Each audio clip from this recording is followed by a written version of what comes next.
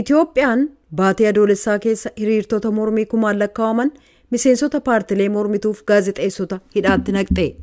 Hojjettoonni eegumsa fayyaaf aangawoonni naannoo akka jedhanitti kanneen hidhaman keessaa hangi tokko vaayirasii koronaan qabamaniiru. Vaayirasiin kunis mana hidhaa humnaan ol namni keessatti heddummaateef waaltaalee yeroof namoonni keessatti hidhamanii jiran keessa tamsa'a yaaddoo jedhu qabaachuu isaanii Simon Marks Itoophiyaarraa gabaaseera.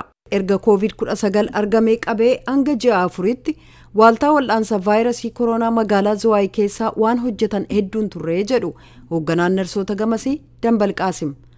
Kan mirga lammiiwwan Oromoof qabsaa'aa ture weellisaa beekamaa aartist Haacaaluu Hundeessaa ajjeefamuu isaan booda hookkara ka'een garuu haalli jiru jijjiiramee hedduu ko'oommanne. Kanaan kan ka'e kumaan kan lakkaa'aman ni hidhaman yoo xiqqaate namoonni 178 du'an jedhan. Dambaliif hojjettoonni fayyaaf aangawoonni naannoo akka jedhanitti hidhamtoonni kun hangi tokko vaayirasii koronaan qabamaniiru. Yeroo ammaa vaayirasiin kun daran tamsa'innaa yaaddoo jedhuun hidhamtoonni kun akka qorataman taasifamaa jira jechuudhaan obbo Dambal raadiyoo sagalee Ameerikaatti himan. COVID-19 argamee baatii 3 keessatti nama 2 qofaatu vaayirasii koronaan qabame.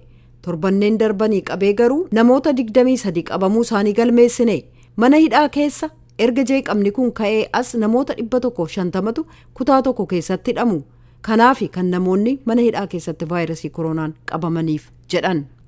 Gareeleen mirga namaa akka jedhanitti aangawoonni Itoophiyaa waxabajjii 28 erga Haacaaluun ajjeefamee booda miseensota gareelee mormituuf gaazexeessota hedduu himannaan utuu irratti hin dhiyaatin yeroo dheeraaf hidhanii jiru. Manneen hidhaa, waaltaaleen hidhaa kan yeroof manneen barnootaa akkasumas kuusaa meeshaalee keessatti namoonni humnaan ol heddumminaan hidhamanii jiru jedhu gareeleen mirga namaa kun. Mootummaan Itoophiyaa hookkara du'a aartist Haacaaluu booda dhaqqabe kan qindeesse adda bilisummaa uummata Tigraay jedhee himatus qabsaa'onni farra mootummaaf miseensonni gareelee mormituu Oromoo garuu hookkarri sun kan karoorfame mormitoota ukkaamsuuf kan hojjetamedha jedhu. Hoogganaan hospitaala Zuwaay Jibriil Sharbii waa'ee COVID-19 namoota hidhamanii jiran gidduu tamsa'uusaaf balaanni qabu VOA'f ibsaniiru. Erga Haacaaluun du'ee booda jeeqama uumameen namoonni hedduun vaayirasii kanaan qabamuu isaanii galmeessinee jirra.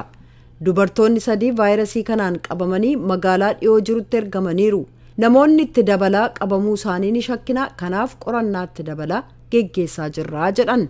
Kanneen vaayirasii koronaan qabaman keessaa tokko gaazexeessaa lammii Keeniyaa Yaasin Juumaati. Waldaan oduu gabaastota biyyootii alaa kan gaanfa Afrikaa manni murtii akka inni wabiin gadhiifamu ajajus hidhaa keessa tursiisamuu isaa mormuudhaan battala akka inni gadhiisamu iyyatee ture. Kamisa kaleessaa waaltaa kan mootummaa namoonni COVID-19 qabaman keessa tursiifamanitti ergamee jira. Ministiriin eegumsa fayyaa Itoophiyaa hidhamtoonni meeqa COVID-19 akka qabamanii jiran akka ibsuuf gaaffii dhiyaateef deebiin kenninee jedha oduu gabaasaan raadiyoo sagalee Ameerikaa Simon Marks Finfinneerraa.